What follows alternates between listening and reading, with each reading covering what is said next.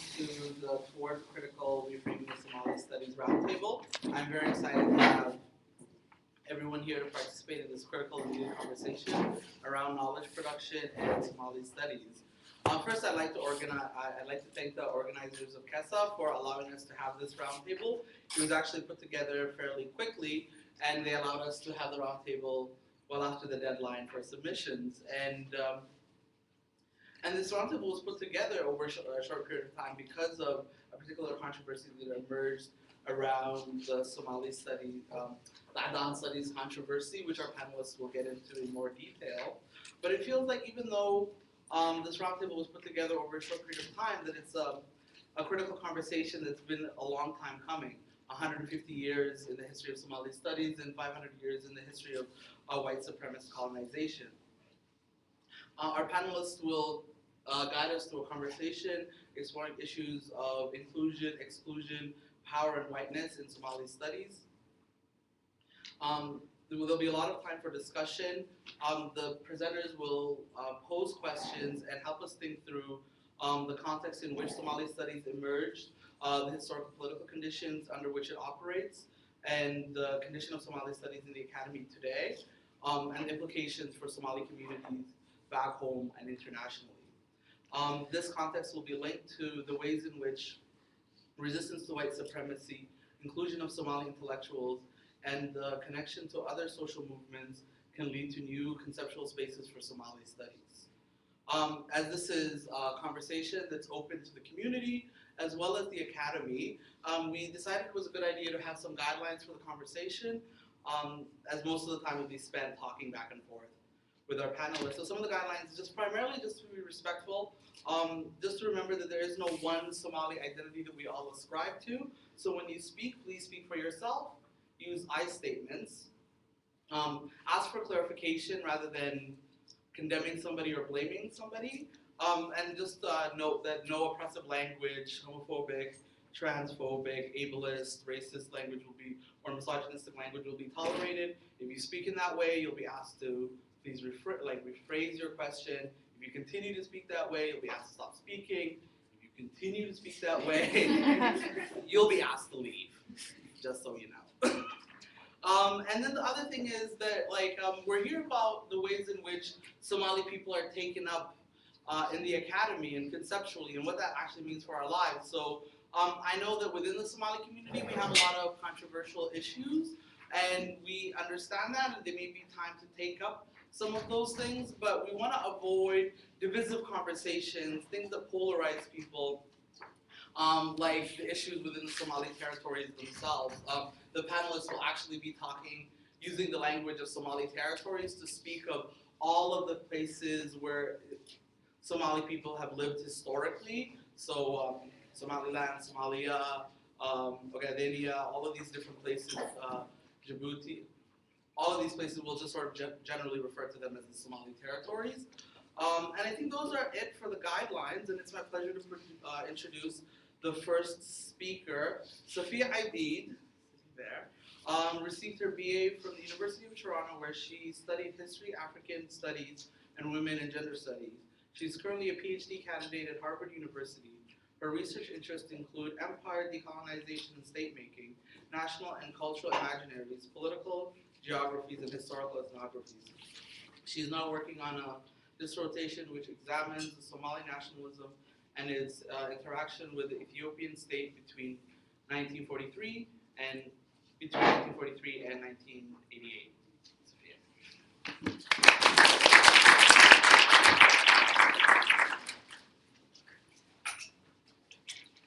Hello everyone, So I'm here to just give a bit of a background on what Adan Studies is about, our intention in raising it as a provocation, as well as kind of what this means for Somali studies, its histories, and the ways forward. And I'm very much interested in, contributing to a dialogue on that and how we can possibly reimagine Somali studies at the disjuncture that is Adan Studies. So some of you already know, and we do have a wonderful video that's projecting in the background, showing some of the key tweets that happened. Adan Studies was and is a hashtag that I started on, I believe, March 25th. and this was in response to exclusions in a new Somali Studies journal, the Somaliland Journal of African Studies, saw itself as a journal, an academic journal that went beyond the Somali territories, focused on the Horn, and it was said to be launched in collaboration with the University of Hargeisa. Once, of course, you looked at their editors, their authors, their advisory board members, you could see that not a single Somali was actually represented on this journal. So that was one problematic. I mean, it immediately, to me and to many of us, signified a history of exclusion of Somalis and the marginalization of Somalis in knowledge production about them. So this intensified further when we announced that we're going to be doing this hashtag the following day to have a discussion about some of these things. And, you know, a German anthropologist, many of you have seen the comments at this point, jumped in with incredibly patronizing remarks. Somalis lack the credentials to participate in academia, Somalis lack the work ethic, so a number of incredibly troubling statements. And he's someone who many of us identified as a gatekeeper, someone who had a, you know, well-stated position and, you know, was someone well-respected in the discipline. So that became, you know, the second layer of the issue. And since then, you know, it's been a wonderful discussion. It's exploded on social media. It's been an analytic. Adan, for those of you who may not know, means white. So the idea is that it's white studies. It shows that, you know, there's histories of Western supremacy and dominance and relations of power and knowledge production, as well as how to think about the ways that non-Somali dominance is sustained in matters, all things Somali. So I want to talk a little bit about how this is rooted in Somali studies as history. Somali studies, as some of you may already be familiar with, actually started with the colonization of the Somali territories. Colonialism enabled research on Somali people. Anthropology, some of you also may be aware, was actually a colonial discipline. And the idea and the rationale behind that, and much of the funding that went into the research, was to be able to create knowledge about the people who were to be governed. So it has this interesting history of being linked to governance, colonialism. European social science was enrolled in this particular project. One of the founding fathers of Somali studies, an anthropologist by the name of Lewis, he was actually at one of these schools, University of London, SOAS, LSE, that were part of the process of training colonial administrators to learn the languages and cultures of people that they would want to govern. So his works are quite foundational. They still remain some of the canonical texts in Somali studies, subject to some critique, but not sufficiently in ways that we've seen. So since that period, you can see that anthropology, many of the social sciences have undergone their own critiques. In the 1960s, in the 1970s, waves of post-colonial critique. Anthropology had its own history of internally criticizing its own participation in the colonial project. And this came at a point where the decolonization of African societies really challenged how we were thinking about the disciplines. So some of you may be familiar with Talal Assad, later post-colonial studies, Orientalism, the subaltern studies collective in the 80s, all of them criticizing kind of the Western centricity of knowledge about these regions. And something that we wanted to highlight was how Somali studies itself almost escaped that critique. The Somali Studies International Association was founded in 1978. The same year, Edward Said's Orientalism came out. In the 1980s, subaltern studies and other critiques continued, but Somali studies still remained entrapped almost in that sort of colonial imaginary. Again, Somali studies was not affected by this. And it's been intensified in new ways since the Somali territories collapsed. Neocolonialism, the war on terror, the development industrial complex has only reinscribed many of those relations of power and the importance of knowledge production about Somalis, again, enrolled in different sorts of political projects. So what we're seeing now, at least in my view, again, I'm a historian, so I'm trying to historicize myself in this and all of us and what we're trying to do. I see it as a first wave of post-colonial critique of Somali studies. It's a chance for us to think about the importance of self-reflexivity, to think about positionality in research, to think about kind of the relation between the West and the other, in this case the Somali, but also other types of forms of power. And that's why, this allows us to open up additional axes of power, to think about gender, to think about region, to think about religion and other forms of diversity and exclusion. I think it's also an opportunity for us to recenter Somalis in the project of knowledge production. Again, questioning and rethinking the logics that produce a sort of exclusion and allow Westerners to remain dominant on all matters Somali. And finally, it's move away from a sort of rigid methodological empiricism that you see in the old colonial sciences, but very much still holds true in European institutions in particular. This has been, in some ways, a battle between theory and kind of a more rigid understanding of the social sciences. So we're moving away from that. And then finally, we're also rethinking through the very categories and frameworks of Somali studies, many of which are actually rooted in the colonial period. I.M. Lewis is famous for his analysis of the Somali kinship structure. That's been critiqued by some, but very much remains the model of understanding Somali society, although it's rooted in his own fieldwork experience, which is just in one part of northern Somalia or Somaliland. So, it's a way of thinking through how diverse the Somali territories are, to think about the many reductive categories that have been imposed on Somalis. And I think also, and this is something I'd like to open up to all of you, is how we can go further. Many of these critiques are very much rooted in post-colonial studies, but I think with the Somali territories, we have a new opportunity to go beyond. I mean, it's an interesting moment to think about the Somali territories in a new global order, state collapse, to think about different ways of organizing statehood beyond the nation state, to think about diaspora. So I think we're at a really interesting disjuncture and a new opportunity, I think, to reimagine a Somali studies that can be in some ways the leading subfield in African studies and area studies in general. So I want to end with that thought. Thank you all for your time, and I really look forward to our conversation.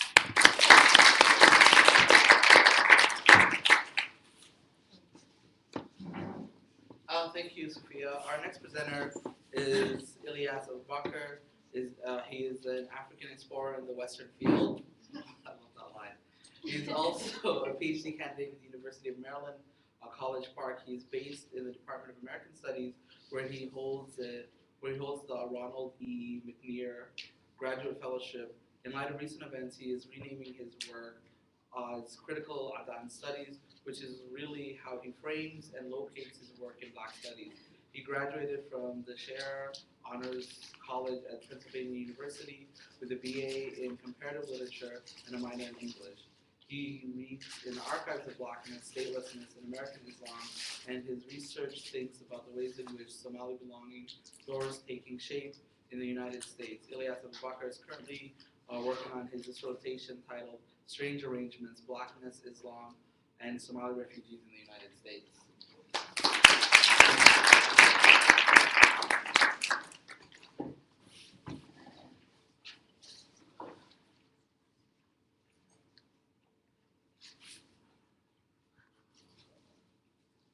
Hello, hi.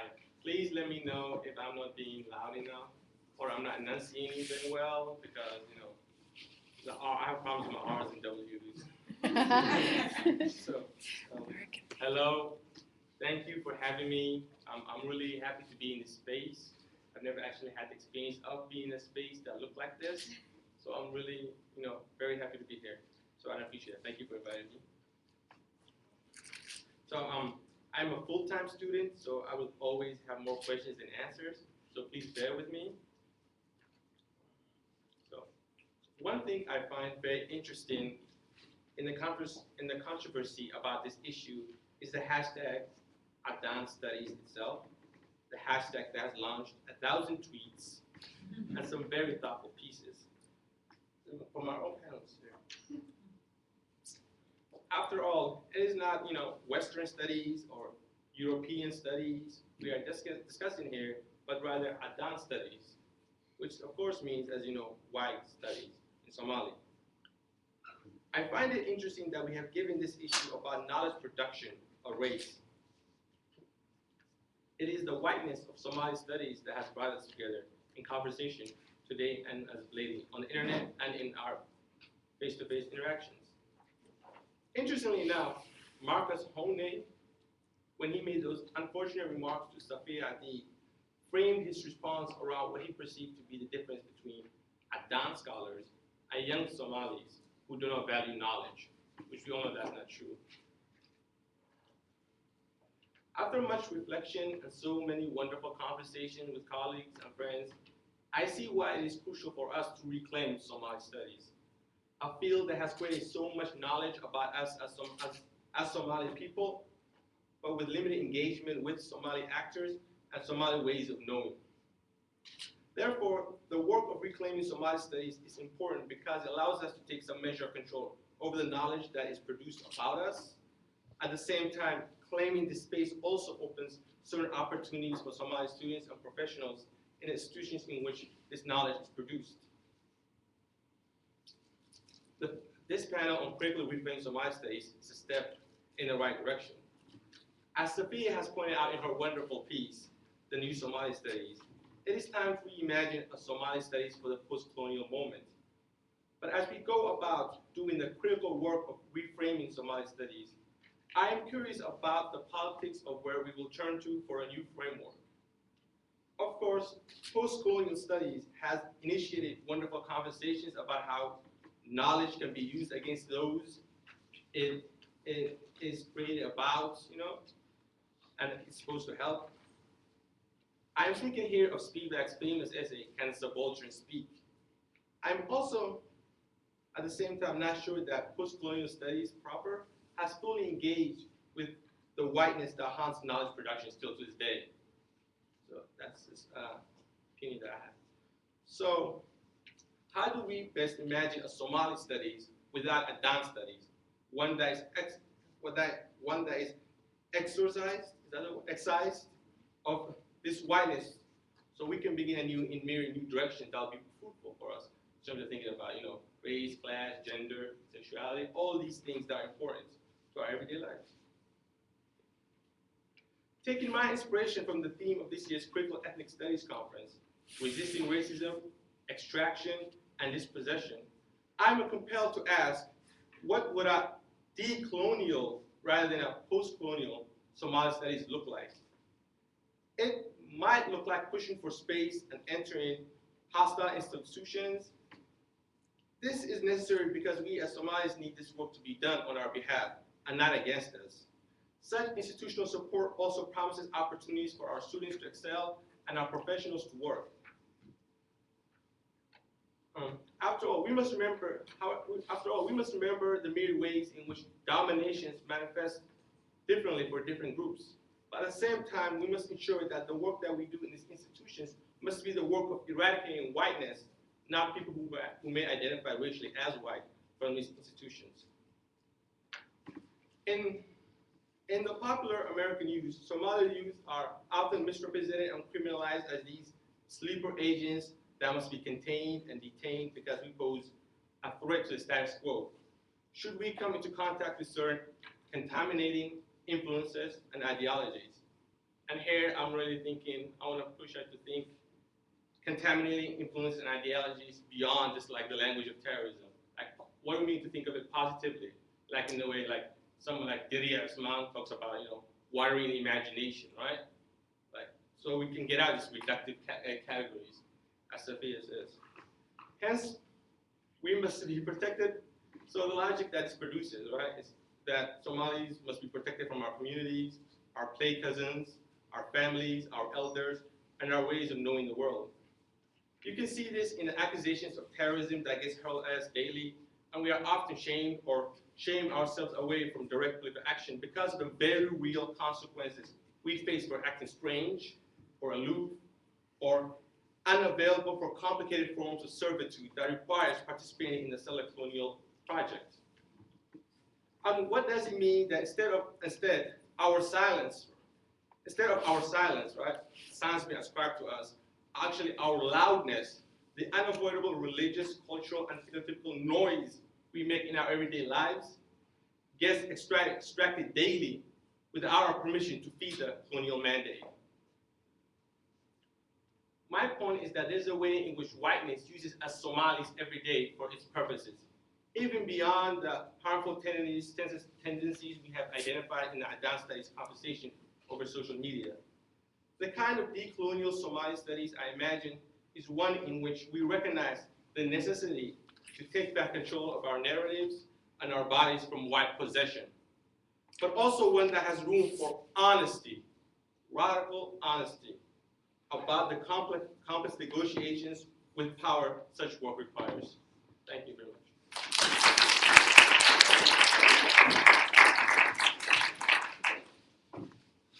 Thank you. That's quite thought-provoking. Our next presenter is Hawa Mire. Hawa Mire is a diasporic Somali storyteller, a writer and strategist who focuses on themes of blackness and indigeneity, connection and disconnection, belonging and unbelonging. Her writing is seated somewhere between oral tradition and the written word, celestial and myth, past and present, ancestry and spirit. As a current M.Ed student at York University, her research incorporates traditional Somali stories with discourses of constructed identity while pulling from archival histories of resistance and racial practices. Hawa is a co-founder of Nasroma and Saroma, a Pan-African arts movement that cultivates creative action and innovation in African communities.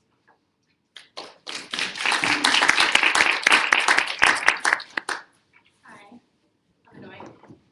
By now you've probably read an op-ed where I went off a little bit.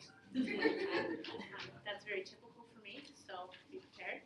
My name is Hawa Mire, and what I want to really focus on today are two particular pieces. One, where the meeting places are between academia and activism. I've spent a long time really engaged in activism, and only recently now a master's student at York. So my interest is really in how am I bridging my community work with what's happening in academia, and then simultaneously how am I bringing back what's being done in academia to a community for their kind of investigation and interrogation. So I'm really thrilled that we've opened this up to community folks and that it's a roundtable so that we can engage in some conversations.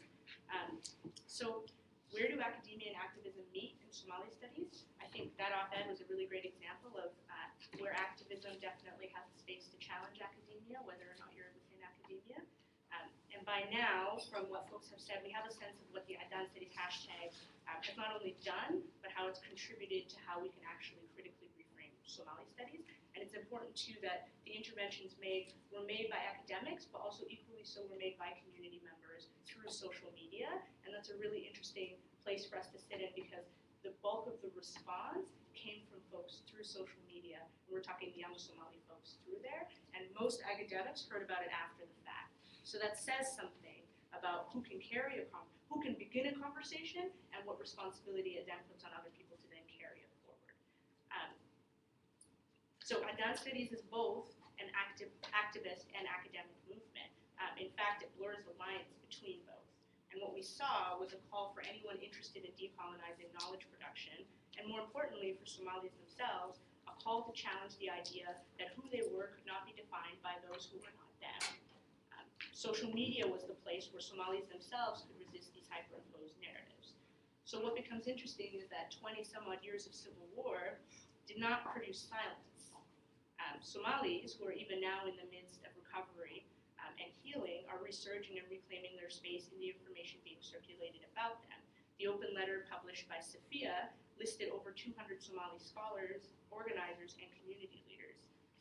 But these numbers aren't surprising. Somalis have been doing work in their own communities for a long, long time.